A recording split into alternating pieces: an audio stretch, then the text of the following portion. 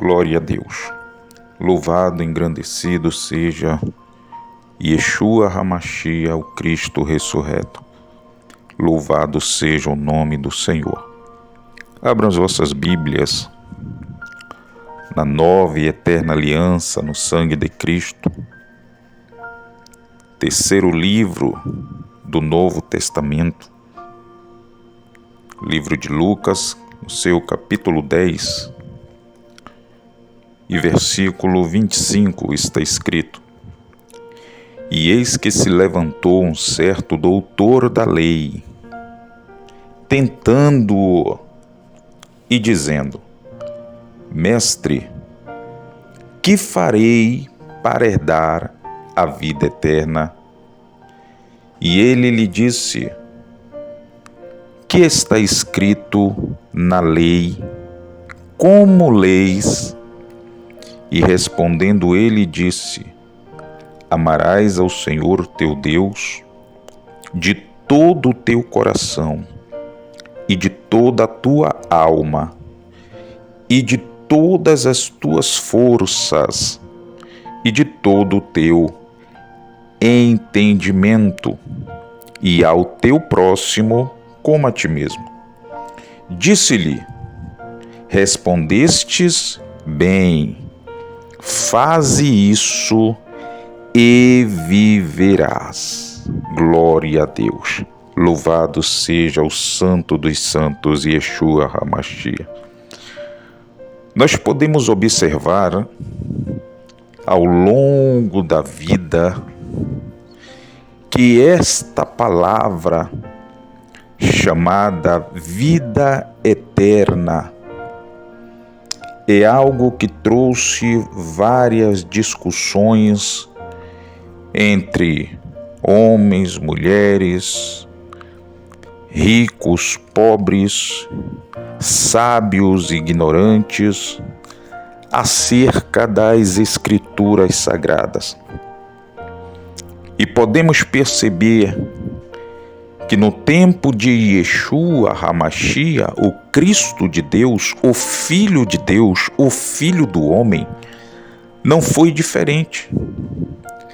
Mas podemos perceber acerca dessa passagem que aquele homem que chega até o mestre, que bem verdade, Raboni, Rabi, era o mestre, ele não chega porque ele quer saber a respeito da vida eterna, pois ele conhecia a lei. E ele sabia que maldito era todo aquele que não guardasse todas as coisas que estavam escritas na lei. Ora, os obedientes eram tidos como benditos do Senhor, e os desobedientes eram tidos como rebeldes e malditos perante os olhos do Senhor. Por isso vemos acerca dos benditos e malditos no Antigo Testamento, no livro de Deuteronômio, no seu capítulo 28, fala a respeito dos que eram benditos pela obediência e dos que eram malditos pela desobediência. Antigo Testamento, Deuteronômio, capítulo 28, a partir do versículo 1, diz assim: E será que, se ouvires a voz do Senhor teu Deus, o único, muitos têm os títulos de deuses, de que são, de que fazem, de que transformam, de que operam, mas quando nós vamos ver na realidade, o único e suficiente e verdadeiro Deus dos deuses, ele é o único que traz ao homem a vida eterna.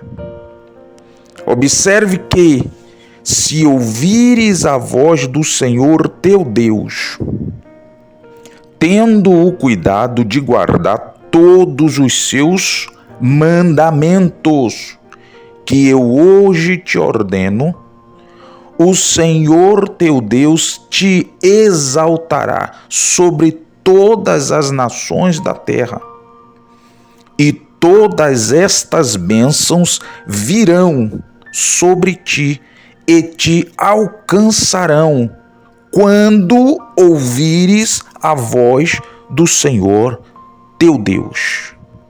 Bendito será na cidade, bendito será no campo.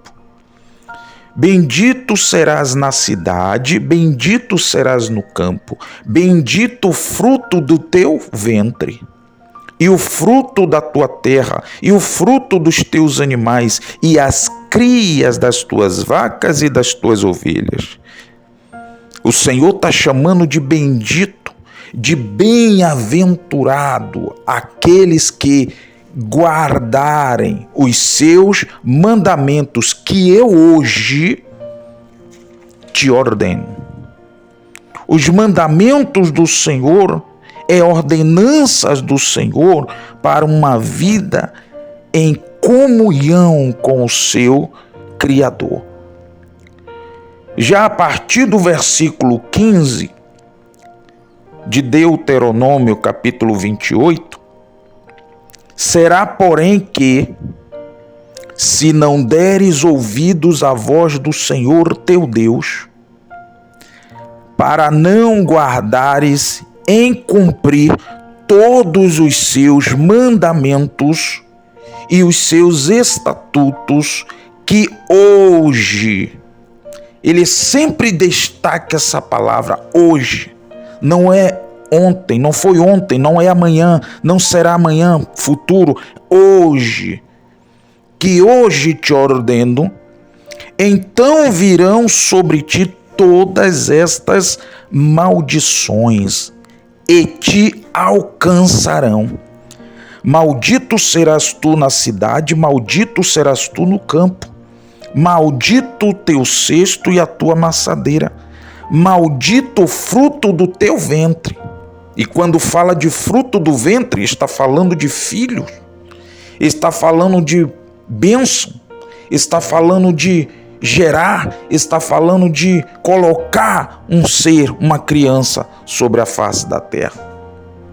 Maldito o fruto do teu ventre e o fruto da tua terra, está falando da semeadura, está falando dos frutos das árvores, está falando do trigo, está falando do mosto, está falando daquilo que naquele tempo o povo do Senhor plantava e plantaria para a sua sobrevivência, para o seu alimentar físico, porque a palavra que saía da boca de Deus na direção de Moisés e Moisés passava para o povo era o alimento espiritual.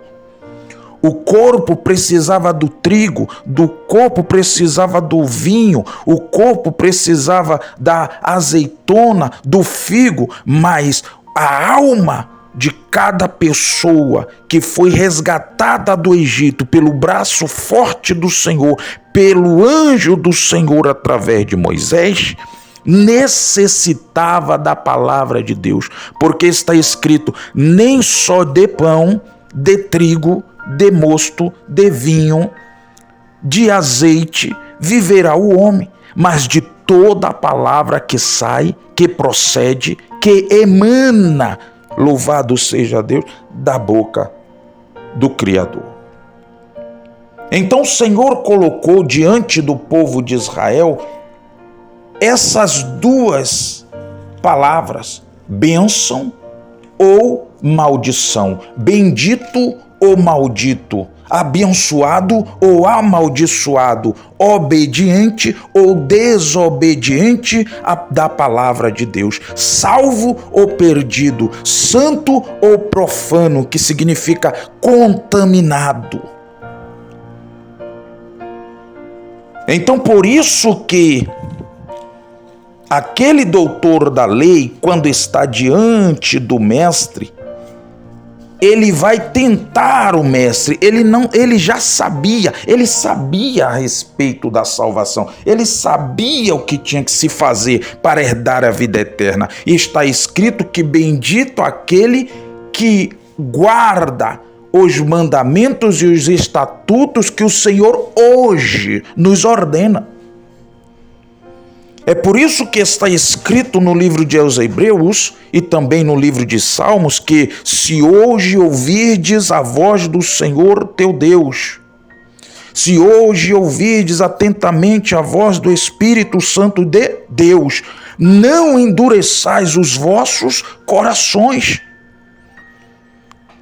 Então aquele doutor da lei, ele não estava preocupado com a sua salvação, ele não estava preocupado com a sua vida eterna, mas ele estava tentando pegar o Senhor Cristo, o Salvador, em alguma contradição a respeito da lei que ele, como doutor da lei, conhecia muito bem. Então, ele diz ao mestre, tentando, não querendo salvação, nem querendo ser ensinado pelo mestre, porque ele também era doutor, ele também era mestre. Mas a diferença entre ele e Cristo é que Cristo vivia em sinceridade de corpo, alma e espírito e falava verazmente, verdadeiramente, conforme o seu simples, santo perfeito coração. E aquele homem, como doutor da lei, tentando Cristo, estava provando que a sua inteligência, intelectualidade e o seu doutorado acerca da lei estava invalidado quando ele ali tentou a Cristo com o seu malvado e perverso coração.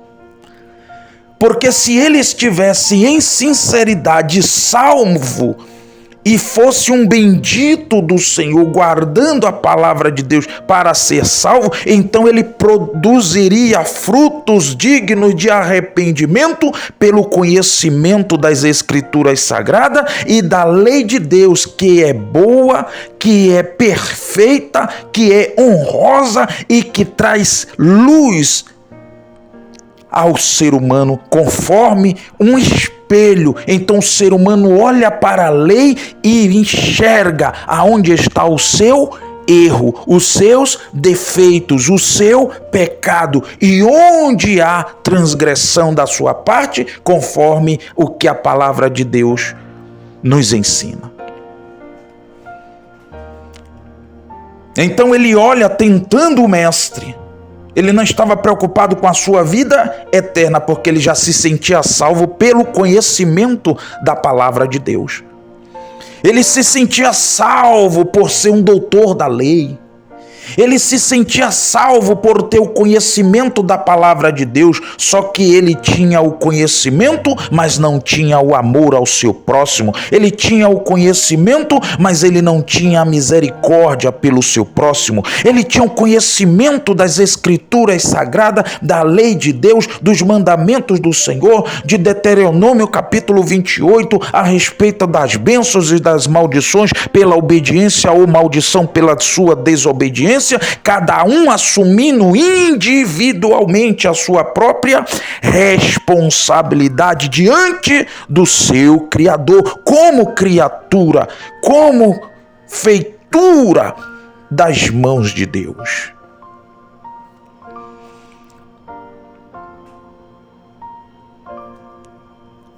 E o Senhor lhe responde, versículo 26, que está escrito na lei, como leis. O que o Senhor estava querendo dizer a ele ali, não era que ele não entendia a lei, nem tinha o conhecimento da lei, mas como ele lia a lei, como ele entendia a palavra de Deus. Como ele tinha o conhecimento, então o Senhor queria saber qual era o entendimento. Porque o conhecimento gera um entendimento. O entendimento vem do conhecimento de algo. Mas não significa dizer que conhecer a palavra de Deus é salvo pela palavra de Deus. Porque a palavra de Deus é viva.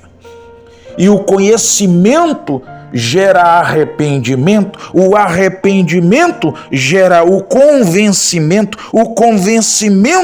gera o convertimento, e esse convertimento gera um nojo daquele velho homem, que aqueles que passam a ter o conhecimento da verdade, das vertentes, das inerrantes e sagradas escrituras do Eterno, e sendo elas suprema, elas têm o poder, por serem palavras vivas e inerrantes, na unção do Espírito Santo, de não só trazer ao homem o conhecimento sagrado, mas também a transformação do homem para uma nova criatura. A transformação de um homem velho para um homem novo, a transformação de um homem pecador para um homem santo, não profano, andando conforme as suas próprias concupiscências, andando conforme os seus próprios pecados e segundo a sua própria consciência, enganando e sendo enganado. Que está escrito na lei, verso 26, e como leis? E respondendo ele disse, o doutor da lei agora vai responder para o Senhor: amarás ao Senhor teu Deus. Observação, esse doutor da lei aqui não é aquele príncipe jovem rico. Esse doutor da lei aqui é um príncipe que conhecia a lei e que era juiz em Israel, porque os doutores da lei eram que aplicavam a lei, eram que falavam sobre a lei, eram os que ensinavam sobre a lei, eram os que regiam a lei da época. E a lei e o povo era regido conforme as escrituras sagradas, que servia de aio, de luz para a aplicação da lei, com verdadeira justiça divina, conforme a vontade de Deus e não do homem, conforme a justiça de Deus e não do homem, conforme a reta justiça divina e não a reta justiça dos homens, que são falhos, errantes e meros mortais sobre a face da terra. O 27, respondendo ele, disse-lhe: amarás ao Senhor teu Deus de todo o teu coração, de toda a tua alma. Quando ele fala de todo o teu coração, ele está falando do corpo físico, das emoções. Quando ele fala de toda a sua alma, ele está falando do corpo espiritual, do espírito do homem, que é imortal. De todas as suas forças, ele está falando de vontades, de decisões, de querer ou não querer, de aceitar ou não aceitar, forças que dependem de você tomar cada decisão sobre a face da terra, ligado ao reino espiritual ou ao reino humano, ou ao habitat familiar, ou ao habitat social sobre a face da terra. De todas as tuas forças e de todo o teu entendimento. Quando ele fala de entendimento, ele está falando da razão, ele está falando dos pensamentos, ele está falando do centro da capacidade de pensar e decidir a respeito daquilo que você escolhe. As pessoas são o que elas vestem, as pessoas são o que elas comem, as pessoas são o que elas aprovam, as pessoas são o que elas ouvem, as pessoas são o que elas praticam, as pessoas são o que elas gostam, fazem e apoiam quem faz. Cada pessoa se define por aquilo que ela decidiu viver, aceitar e se manifestar por dentro ou por fora, conforme a sua maneira de viver. Cada escolha gera uma decisão, cada decisão gera uma definição, porque cada ser humano sobre a face da terra é definido pelo que faz, pelo que fala, pelo que aceita, pelo que apoia. Cada ser humano sobre a face da terra se autodefine conforme aquilo que decide viver, fazer, ou receber, ou praticar. Então o entendimento está ligado à sua capacidade mental de pensar, de decidir, de escolher. E ele ressalva, e ao teu próximo como a ti mesmo. Então o Senhor responde para ele, respondeste bem. Perfeito, é exatamente isso que está na lei. Faze isto e viverás. Ora, olha a resposta final do mestre, implica em uma total desonestidade daquele doutor da lei, daquele entendido da palavra das Escrituras Sagradas, daquele que era um juiz em Israel, daquele que era um legislador israelita e que era um príncipe e doutor da lei, sabia a lei, julgava a base da lei. Então o Senhor disse para ele, respondeste bem, quer dizer, as suas palavras estão corretas, as suas respostas estão perfeitas, tu és verdadeiramente um conhecedor, um doutor da lei, porém tu não vives, porém tu não aceitas, porém tu não praticas aquilo que as tuas palavras demonstram para você. Você fala, você conhece, mas você não obedece. Porque a lei, ela não é, aleluia, poderosa quando você tem o conhecimento dela, mas quando você passa a obedecê-la, porque ela é a palavra de Deus, santa, viva, reta e perfeita, nos céus, na terra e debaixo dela. Então o Senhor dá uma resposta categórica, espiritual, fiel e verdadeira. Porque Cristo é a verdade, andava na verdade, vivia a verdade, pregava a verdade, falava a verdade, andava na verdade e dentro de si obedecia à verdade. E essa obediência gerava salvação para aqueles que o ouviam. Porque o seu testemunho era santo, reto, vivo e perfeito diante do seu Criador, diante do seu Pai, do seu Deus, do seu Senhor, diante dos homens e diante dos demônios que o cercavam. Ele disse, respondeste bem, doutor da lei, faze isso e viverás. O que o Senhor estava dizendo, você tem o conhecimento, mas não pratica. Você conhece a palavra de Deus, mas não obedece. Você conhece a lei, você conhece o que é sagrado, você conhece o que é santo, porém, a sua falta de cumprimento, a sua falta de obediência faz com que você seja hipócrita, porque você fala, você ensina, mas você não vive e não pratica aquilo que a palavra de Deus lhe manda praticar.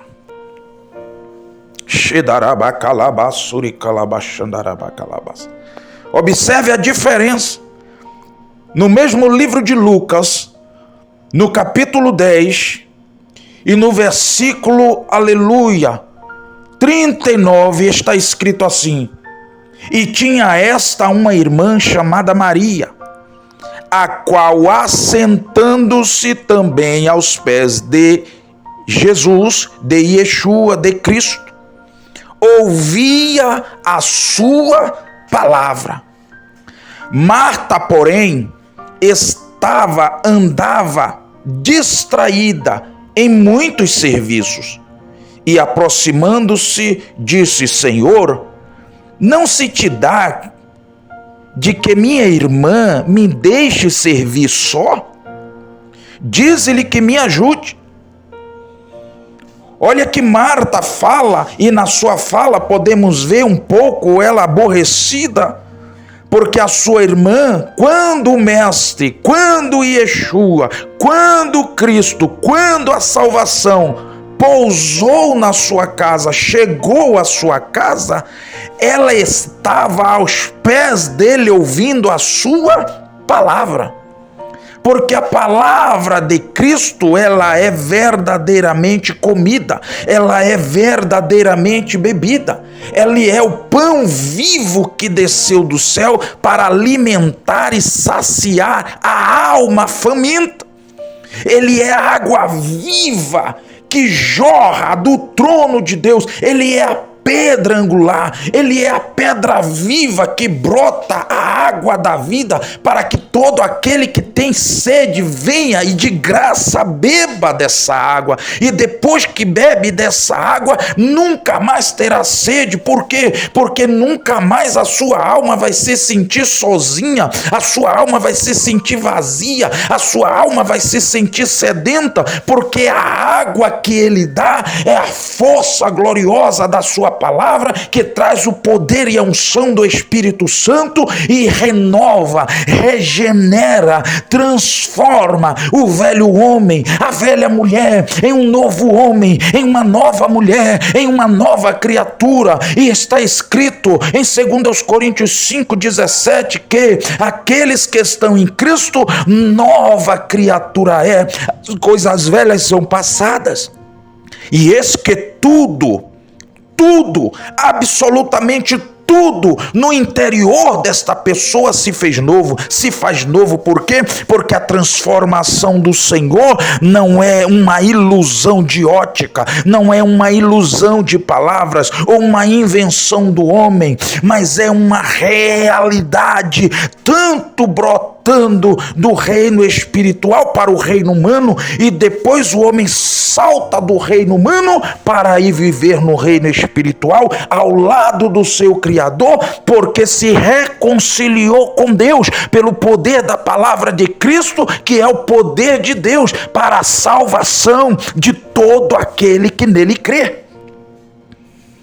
Então Maria, ela sentou-se aos pés do Salvador, aos pés da salvação, e ouvia a sua palavra.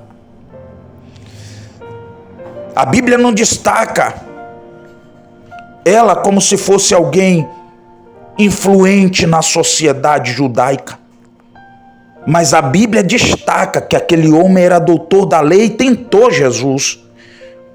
Já aquela mulher, que aparentemente humilde, simples, estava ali para aprender, para ouvir, porque ela sabia que de Cristo, que de Yeshua HaMashiach, as suas palavras eram de vida eterna. No verso 41, o Senhor responde o aborrecimento de Marta e diz: Marta, Marta, estás ansiosa e preocupada com muitas coisas. Compreendo. O Senhor estava dizendo: eu compreendo a sua distração e a sua preocupação segundo a carne, segundo os seus afazeres, segundo a sua vida diária. Mas neste momento eu sou a salvação, eu tenho as palavras de vida eterna e cheguei aqui e não vou ficar aqui o tempo todo. Eu vim de visita e já vou, porque outras pessoas precisam receber a vida eterna, a salvação. E Maria escolheu a boa parte. É por isso que está escrito: trabalhai, pois, pela comida que permanece e não pela que perece. Porque a comida que perece é passageira. As coisas dessa terra vão passar.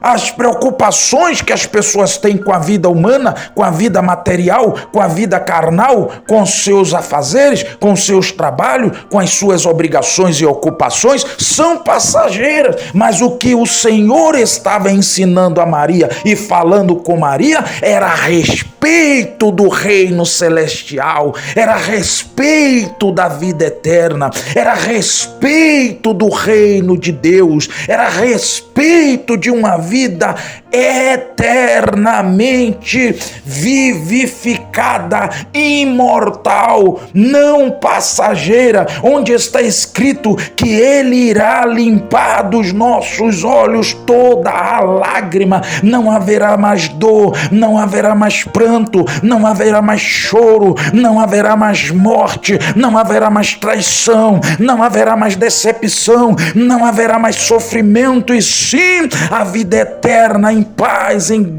graça, em gozo eterno, uma felicidade imensurável, inacessível, imutável, intransferível para todos sempre. E é isso que Yeshua HaMashiach, que Cristo, o Filho do Homem, veio trazer às faces da terra. Aí ele veio buscar e salvar os que se haviam perdido. Muitos estão tentando Cristo, muitos estão desprezando a Cristo, muitos estão desvalorizando a palavra de Cristo, as oportunidades que Cristo tem dado. Mas Maria, ela escolheu a boa parte, a qual não lhe será tirada. Sabe por quê? Para se cumprir o que está escrito. Olha, mulher, no versículo, aleluia, no capítulo 4 do Evangelho de João, ele diz: mulher, se tu souberas ou conheceras o dom de Deus, e aquele que te pede de beber, tu lhe pedirias, e ele lhe daria água viva, que salte para a vida eterna. Ai, calabachanda, Maria escolheu a boa parte, Maria escolheu a melhor parte, Maria escolheu a vida eterna, Maria escolheu a palavra de Cristo, que é poderosa, que é viva, que é eficaz, mais penetrante do que espada alguma de dois gumes, e penetra a divisão das juntas e medulas, da alma e do espírito, do corpo humano, do coração humano, porque está escrito que o Espírito penetra todas as coisas, ainda as profundezas de Deus.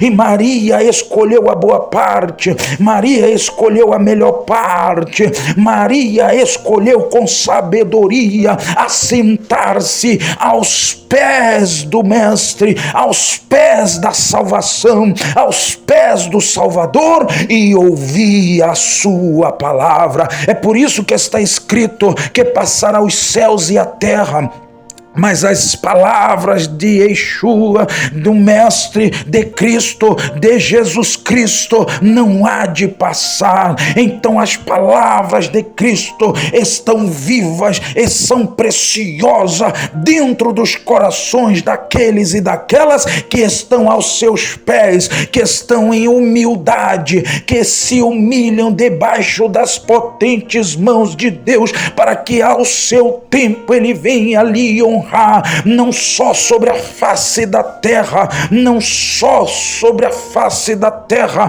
derramando sobre si o Espírito Santo, derramando sobre aqueles que aceitam a sua palavra o Espírito Santo, e os selando com a gota do teu sangue, e os protegendo, e os guardando, e os livrando, e os curando, e os libertando, e os protegendo, mas também lhes preparando para o grande dia da redenção, para o grande dia da sua vinda, para o grande dia da vida eterna, que está prestes a se manifestar na vida daqueles e daquelas que com humildade ouviam a sua palavra, assentado aos seus pés, para a glória do Pai, do Filho e do Espírito Santo de Deus. Amém e graças a Deus. Digam comigo: a paz do Senhor, a paz do Senhor